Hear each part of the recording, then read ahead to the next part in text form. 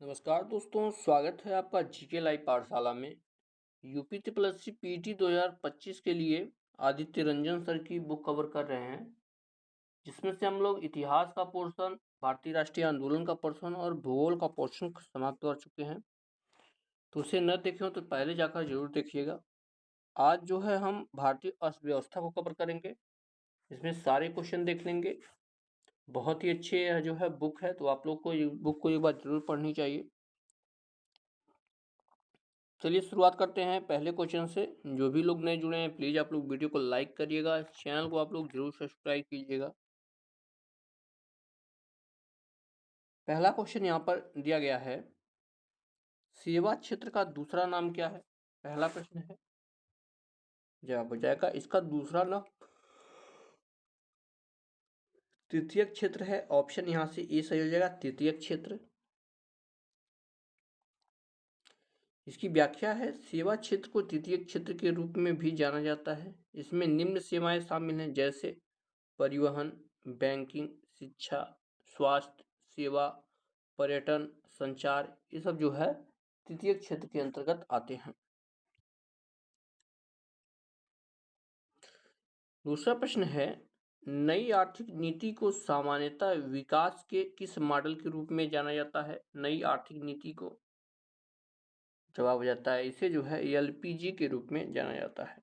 यहाँ से आपका सी से हो जाएगा एलपीजी। भारत में नई आर्थिक नीति 1991 को आमतौर पर विकास के एलपीजी मॉडल के रूप में जाना जाता है, जहां एलपीजी का अर्थ जो है उदारीकरण, निजीकरण और जो है वैश्वीकरण है। ठीक है ना, ये जो है याद में रखिएगा।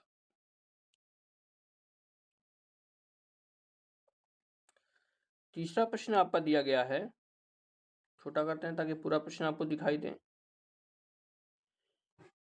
प्रश्न है आपका, कोई भी कंपनी एक सरकारी कंपनी है यदि उसमें कम से कम कितने प्रयत्न पूंजी सरकार के अधिकार में होती है? जब हो जाता है जो है 51% अगर हिस्सेदारी सरकार की है तो वह कंपनी सरकारी कंपनी मानी जाएगी।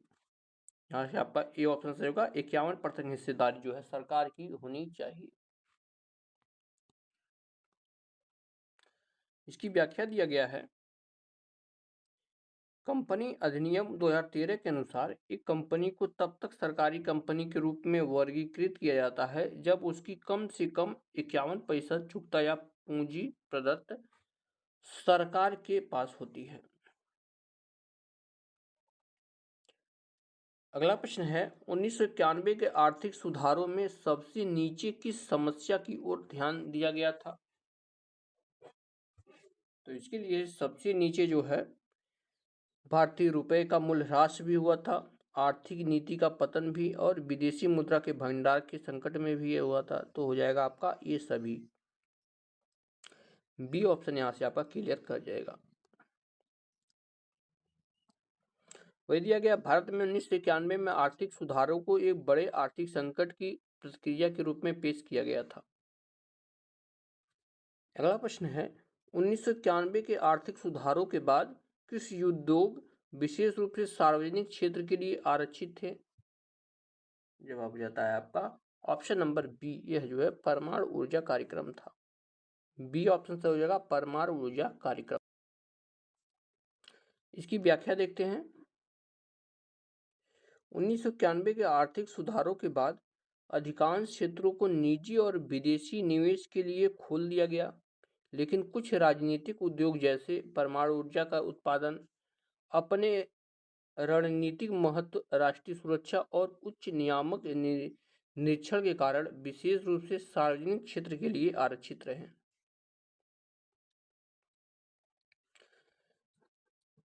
अगला प्रश्न है, 1991 की आर्थिक नीति एनईपी के तहत उदारीकरण और निजीकरण की पहल का प्राथमिक परिणाम निम्नलिखित में से कौन सा था? चार ऑप्शन यहाँ पर दिए गए हैं, प्राथमिक परिणाम के बारे में पूछा गया है। इसका जवाब हो जाएगा आपका ऑप्शन नंबर यहाँ से सी, वैश्वीकरण। सी ऑप्शन यहाँ से हो जाएगा क्या, वैश्वीकरण था। भारत में 1991 की नई आर्थिक नीति उदारीकरण, निजीकरण और वैश्वीकरण यानी जो है एलपीजी पर केंद्रित थी, जिसे अक्सर एलपीजी सुधार कहा जाता है। उदारीकरण और निजीकरण का प्राथमिक परिणाम वैश्वीकरण था, जिसका उद्देश्य भारत की अर्थव्यवस्था को वैश्विक बाजार से जोड़ना, विदेशी व्यापार और निवेशों को प्रोत्साहित करना था।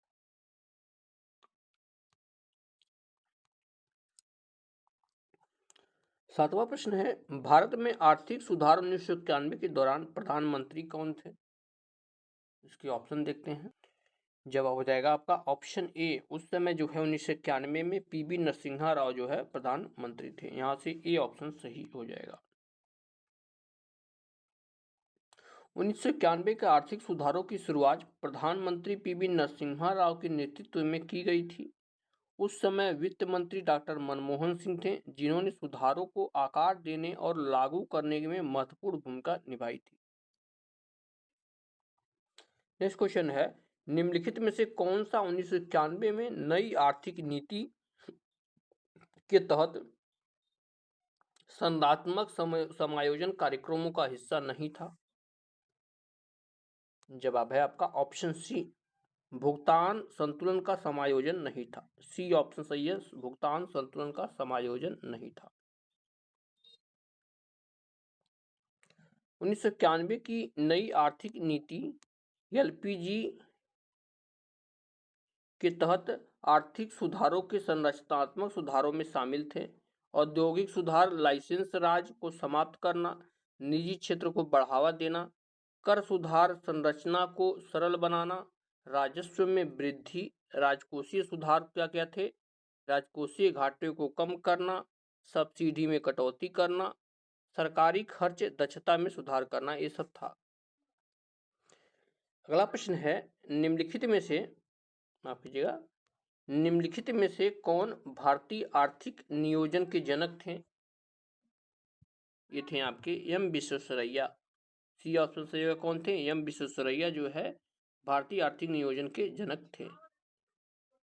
व्याख्या दिया गया है, प्रसिद्ध इंजीनियर और राजनेता सर मोक्षगुंडम, ध्यान रखिए मोक्षगुंडम विश्वेश्वरैया, जिसे एम विश्वेश्वरैया भी कहते हैं, भारतीय आर्थिक नियोजन का जनक कहा जाता है।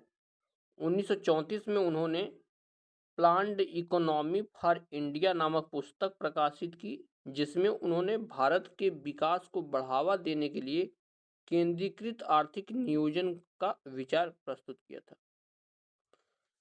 अगला प्रश्न है, हरित लेखांकन यानी ग्रीन अकाउंटिंग का अर्थ क्या है? इसके आकलन को ध्यान में रखते हुए देश की राष्ट्रीय आय का मापन क्या है?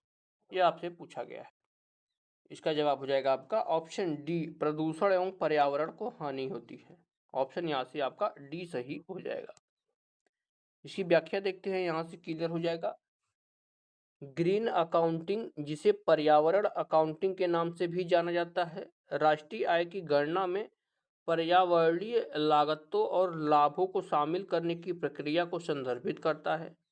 यह पारंपरिक जीडीपी से आगे बढ़कर निम्न का हिसाब रखता है: प्रदूषण, प्राकृतिक संसाधनों की कमी, आगे देखते हैं, पर्यावरणीय सरल और पारिस्थितिकी तंत्र को बहाल करने की लागत है।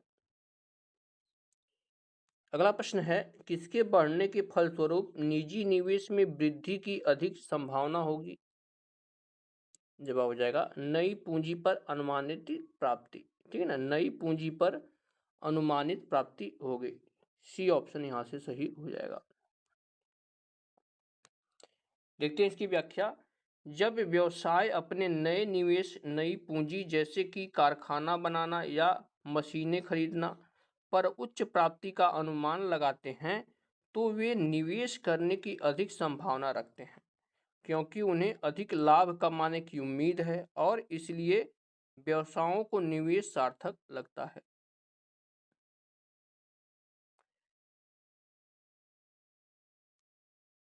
12वां प्रश्न दिया गया है, भारत की राष्ट्रीय आय का आकलन करने वाली संस्था क्या है? यानी राष्ट्रीय आय का आकलन कौन सी संस्था करती है? तो यह जो है केंद्रीय सांख्यिकी संगठन करता है। डी ऑप्शन यहाँ से हो जाएगा, कौन करता है? केंद्रीय सांख्यिकी संगठन करता है।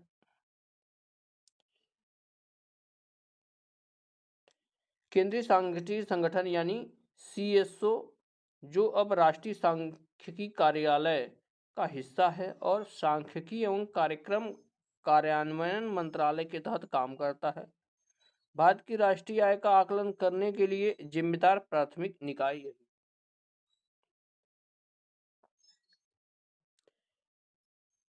अगला प्रश्न है, किसी भी विकासशील अर्थव्यवस्था के प्रारंभिक चरणों में अधिकांश गतिविधियां किस क्षेत्र से संबंधित होती हैं? विकासशील अर्थव्यवस्था की बात हो रही है, तो यह जो है अधिकांश गतिविधियां जो है प्राथमिक क्षेत्र से संबंधित होती है।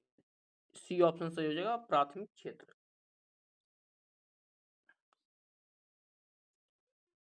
यहाँ पर दिया गया है, विकासशील अर्थव्यवस्था के प्रारंभिक चरणों में अधिकांश लोग प्राथमिक क्षेत्र में लगे होते हैं, जिसमें कृषि, मत्स्य पालन, वानिकी और खनन जैसी गतिविधियां शामिल होती हैं। अगला प्रश्न है, निम्नलिखित में से कौन सा क्षेत्र भारत का सबसे बड़ा नियोक्ता है? प्राथमिक, द्वितीयक या तृतीयक? तो सबसे बड़ा नियोक्ता जो है आपके प्राथमिक क्षेत्र है। ए ऑप्शन सही होगा। कौन सा क्षेत्र है? प्राथमिक क्षेत्र सबसे बड़ा नियोक्ता है। देखते हैं इसके बारे में। प्राथमिक क्षेत्र जिसमें कृषि, मत्स्य पालन, वानिकी और खनन शामिल। देख लीजिए, यहाँ से आपसे क्वेश्चन ये भी पूछा जाता है, इनमें से कौन सा प्राथमिक क्षेत्र से संबंधित या नहीं आता है, इस तरह से पूछा जा सकता है आपके।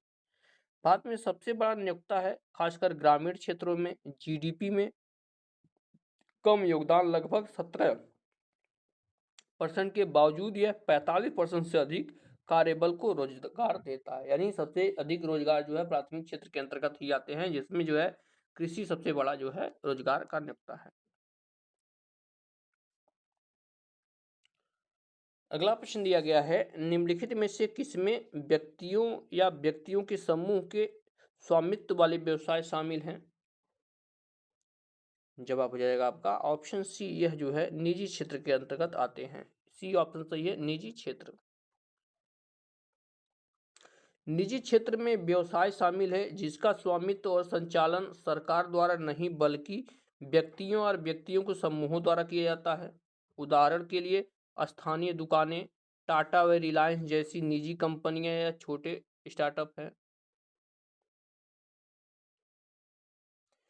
इसमें से किस प्रकार की अर्थव्यवस्था में संसाधनों पर निजी अधिकार होते हैं और आर्थिक गतिविधियों का मुख्य उद्देश्य लाभ अर्जित करना होता है?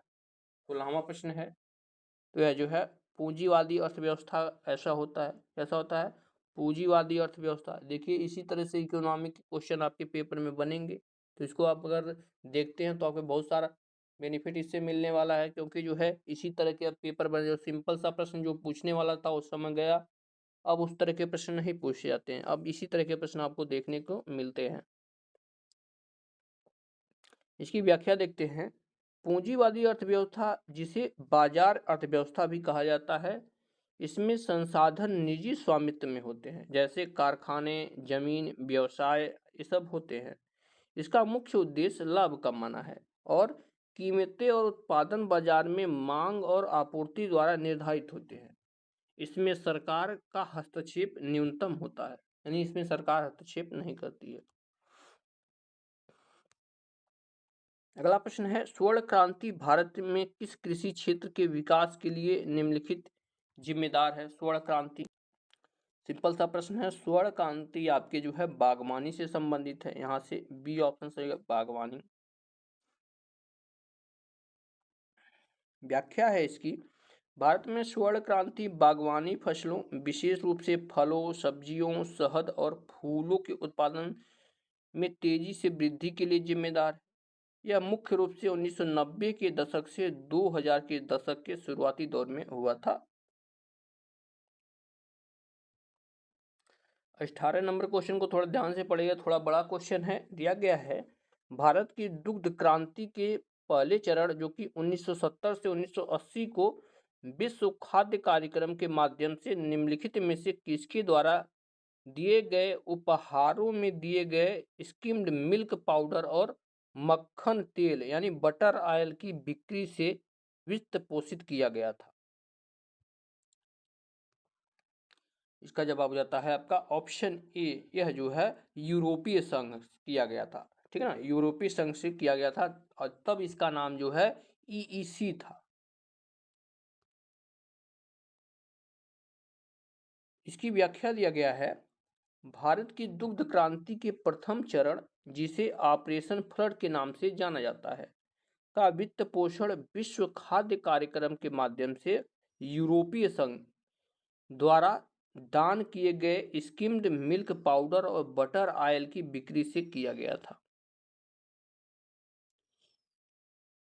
इन निधियों का उपयोग डॉक्टर वर्गीस कुरियन, श्वेत क्रांति के जो कि जनक थे, के नेतृत्व में ऑपरेशन फ्लड शुरू करने के लिए किया गया था, जिसमें भारत को दुनिया का सबसे बड़ा दूध उत्पादक बना दिया। अगला प्रश्न है, निम्नलिखित में से कौन सा हरित क्रांति की रणनीति का हिस्सा था? हरित क्रांति की जवाब हो जाएगा आपका ये सभी थे, डी ऑप्शन सही हो जाएगा, ये सभी थे। कौन कौन? सिंचाई था, रासायनिक उर्वरक और पीड़कनाशी और उच्च उपज देने वाली किस्मों के बीज, ये सभी थे।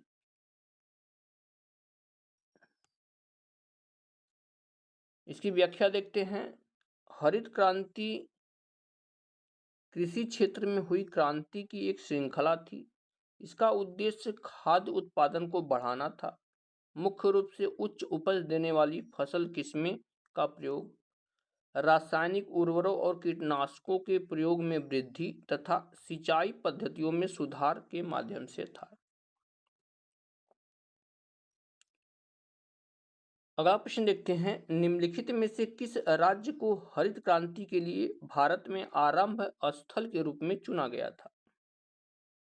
यानी मुख्य रूप से पूछा गया है कि हरित क्रांति की जो है शुरुआत किस राज्य से हुई थी, तो यह जो है पंजाब में सबसे पहले इसका प्रयोग किया गया था, ए ऑप्शन हो जाएगा।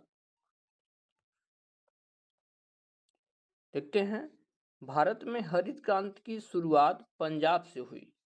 हरित क्रांति का मुख्य उद्देश्य उच्च उपज देने वाली किस्म यानी HYV हाइब्रिड के बीजों को अपनाकर सिंचाई के बेहतर तरीकों और उर्वरकों और कीटनाशकों के इस्तेमाल के जरिए खाद्य उत्पादन को बढ़ाना था। आगे देखते हैं इसी को। पंजाब को इस मौजूदा कृषि बुनियादी ढांचे और नई तकनीकी को अपनाने के लिए अनुकूल परिस्थितियों के कारण शुरुआती फोकस के रूप में चुना गया था। 21वां प्रश्न है, निम्नलिखित में से किसे भारत में हरित क्रांति के जनक के रूप में जाना जाता है? जवाब हो जाएगा जो है एम.एस. स्वामीनाथन को जो है भारत में हरित क्रांति के जनक के रूप में जाना जाता है। किसे? एम.एस. स्वामीनाथन जी को। देखते हैं इसके बारे में। Doctor MS. स्वामीनाथन को भारत में हरित क्रांति के जनक कहा जाता है। 1960 के दशक में उन्होंने वैज्ञानिकों के साथ मिलकर गेहूं और चावल की उच्च उपज देने वाली किस्मों और बेहतर कृषि पद्धतियों को पेश किया था। इससे भारत को खाद्यान्न की कमी से लड़ने और खाद्यान्न उत्पन्न में आत्मनिर्भर बनाने में मदद मिली थी। अगला प्रश्न है, भारत में श्वेत क्रांति के जनक के रूप में कौन जाना जाता है? श्वेत क्रांति जवाब हो जाएगा आपका option B, doctor Verghese Kurien ji हैं, यह श्वेत क्रांति के जनक के रूप में जाने जाते हैं। डॉक्टर वर्गीस कुरियन को भारत में श्वेत क्रांति के जनक के रूप में जाना जाता है। ऑपरेशन फ्लड के पीछे उनका योगदान था, जिसने भारत में दूध की कमी वाले देश से दुनिया के सबसे बड़े दूध उत्पादक देश में बदल दिया।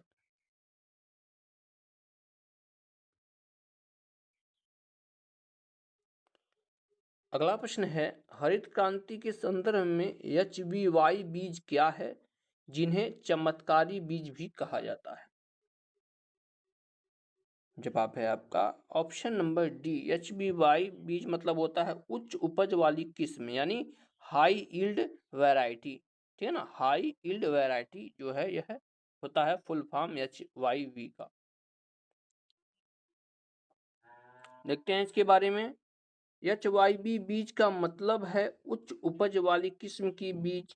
ये हरित क्रांति का एक प्रमुख घटक थे, जिसका उद्देश्य कृषि उत्पादन, विशेष रूप से गेहूं और चावल को बढ़ाना था।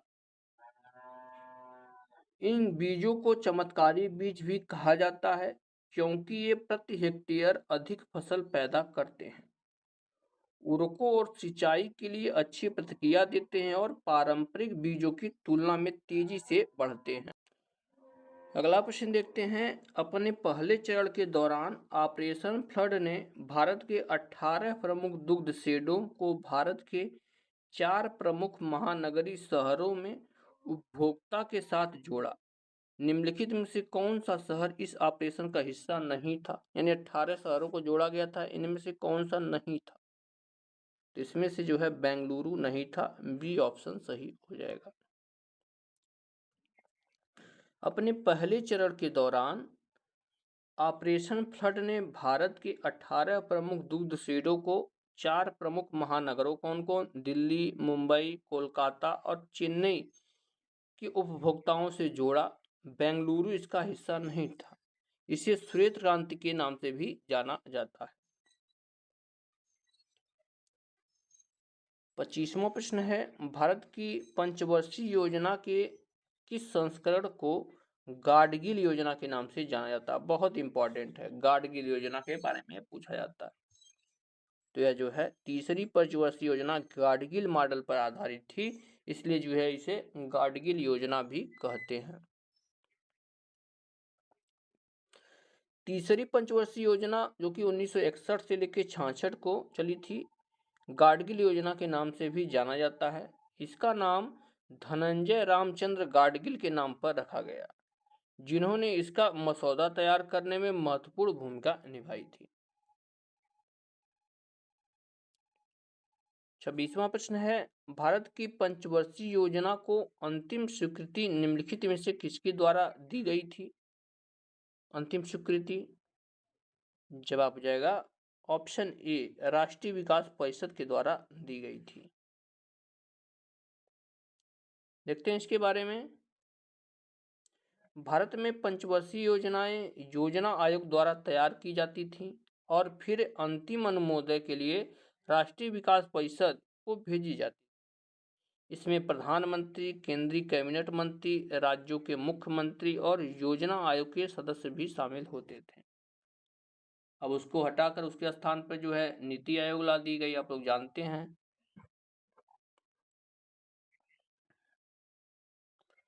नेक्स्ट क्वेश्चन दिया गया है। स्थिरता के साथ विकास के उद्देश्य से निम्नलिखित में से कौन सी पंचवर्षीय योजना शुरू की गई थी? स्थिरता के साथ विकास, यह किस पंचवर्षीय योजना का जो है उद्देश्य था, यही आपसे पूछा गया है। तो यह जो है आपके चौथी पंचवर्षीय योजना का उद्देश्य था। ए ऑप्शन सही हो जाएगा, चौथी पंचवर्षीय योजना। ठीक है, तो इस लेक्चर को जो है यहीं पर रोकते हैं। इसके आगे जो है नेक्स्ट लेक्चर में कंटिन्यू करेंगे। तो वीडियो अगर पसंद आई हो तो आप लोग लाइक जरूर करिएगा और चैनल को जरूर सब्सक्राइब कीजिएगा। मिलते हैं नेक्स्ट लेक्चर में, तब तक के लिए धन्यवाद।